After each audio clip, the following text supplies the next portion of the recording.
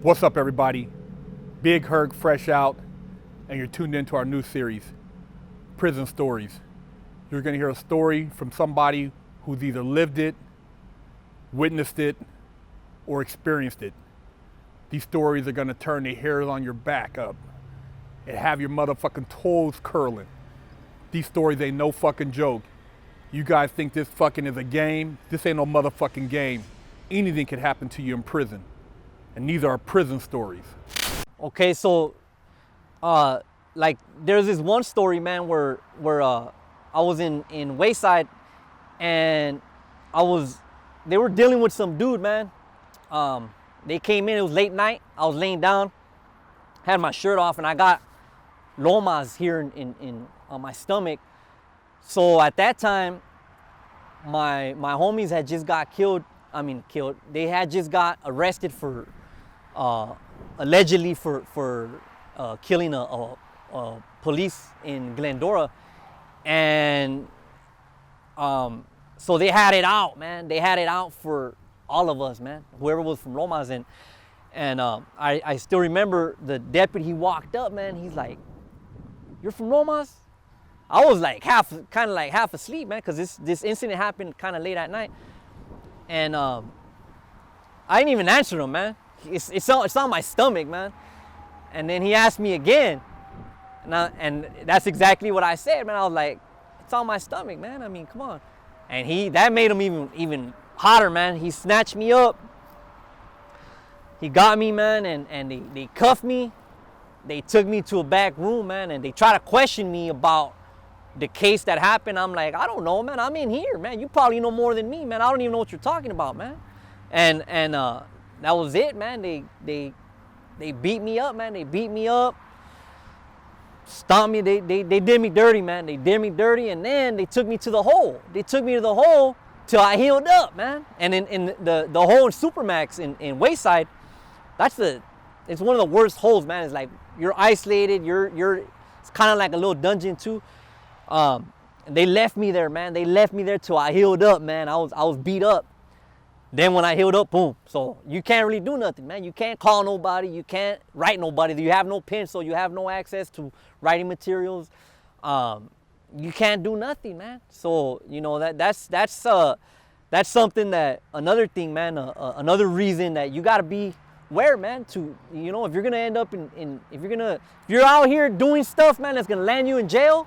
You don't just gotta watch out for dudes or for stuff like that. You gotta watch out for the police, man. They're grimy. They'll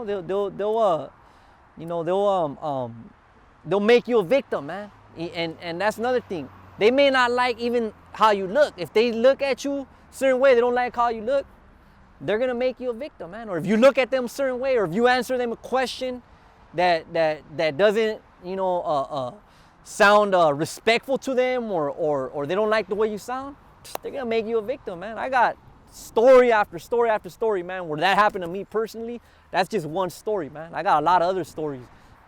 I don't know if it's still happening now, but I was in there during the time where they had the famous 3,000 boys. They were like a gang, man, in jail, in the LA County jail. They were literally a gang, man. These dudes were getting tattoos. They were all bald. Most of them were Mexican.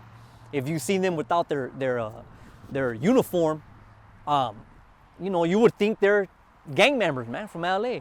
Well, anyways, these dudes, they had an incident out there in Quiet Canyon in a club in Montebello, and I don't know who they were fighting, but they were all law enforcement. I believe they were I don't know if they were fighting another law enforcement agency or it was something of that nature, but these guys, they were fighting like a gang, man. You know what I mean? It was a big rumble.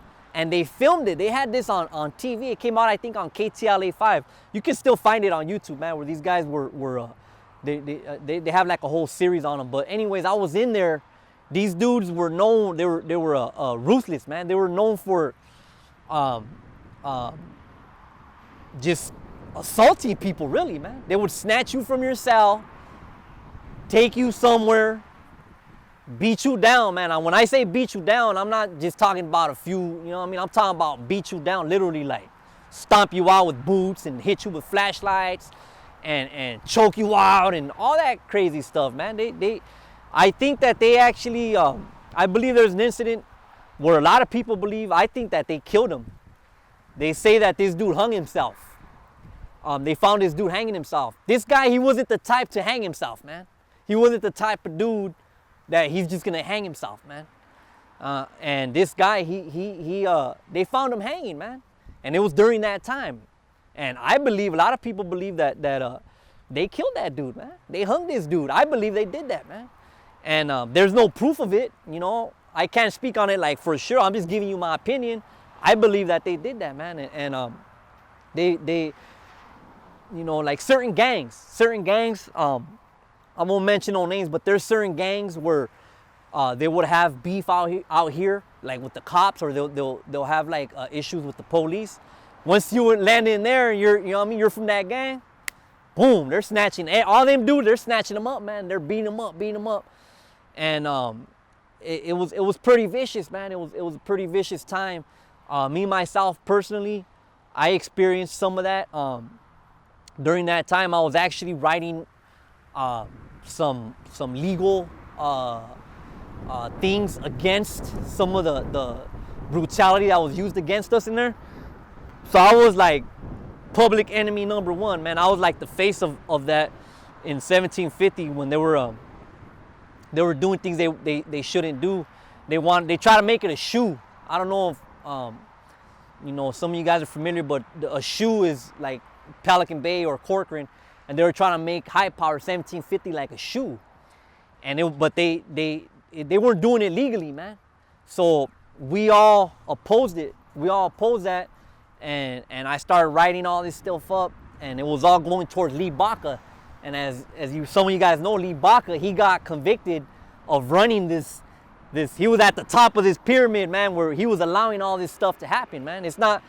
They try to say that he didn't know. He tried to say he didn't know what was going on. He knew what was going on, man. He knew exactly what was going on. You know, they try to say that he wasn't involved. He was involved, man. Things couldn't happen in there without him knowing about it, man. And he got convicted of that. But anyways, I was opposing a lot of that stuff, and they ended up turning it back into the regular what it used to be. You know, it used to be they try to make it a shoe where we couldn't mail. All our mail was gonna be on postcards and all of that stuff. They went in there, they stripped us of all our clothes. They took everything. They tried to humiliate us, man. And so you know, I shared a story where they try to take my arm off with one of the damn gates, and it's just a lot of stuff, man. A lot of stuff that you don't want to face in there, man. That, you know, I would encourage you to stay away from all that, from anything that's gonna get you in jail, man, and in a situation that you really don't want to be in, man.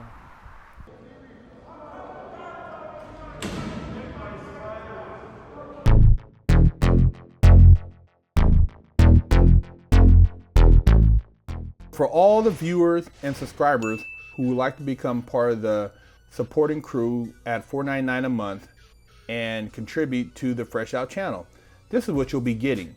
An exclusive look at all up-and-coming Spreads episodes. Learn what ingredients and recipes are used in prison to elevate the eating experience and how to get creative with what's available.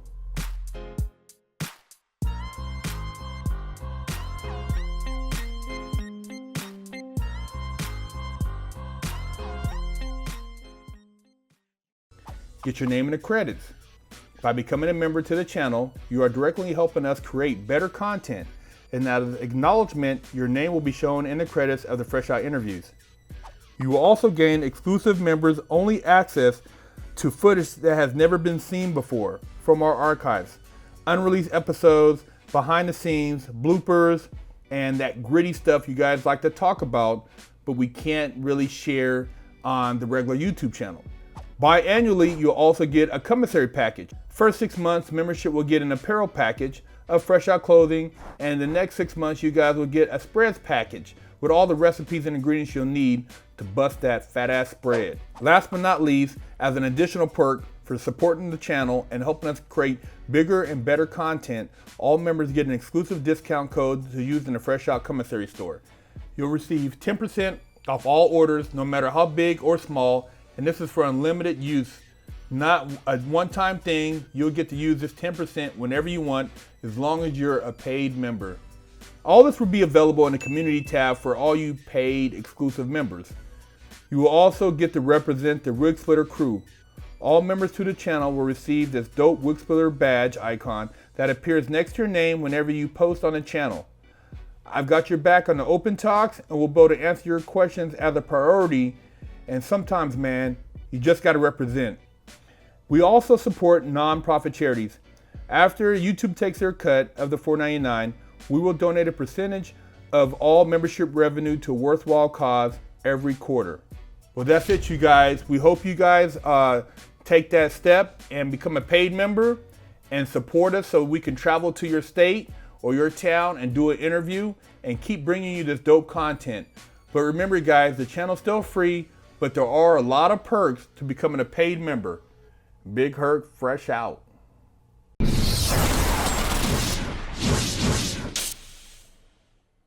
Lockdown's over. Get your yard time in. Exclusively at FreshOutSeries.com.